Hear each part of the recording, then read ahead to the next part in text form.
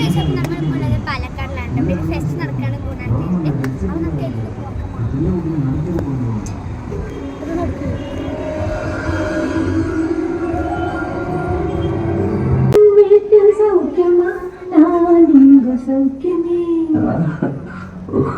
உன்னை நினைச்சு பார்க்கும்போது கவிதை மனசுல அருவி மாதிரி கொட்டுது. ஆனா அதை எழுதணும்னு உட்காந்தா அந்த எழுத்து தான் வார்த்தை. உன்னை எண்ணி பார்க்கையில் கவிதை கொட்டுது, அதை எழுத நினைக்கையில் வார்த்தை முட்டுது. கவிதை கவிதை. அந்த இடத்தோட உண்மையான பேர் என்ன தெரியுமா?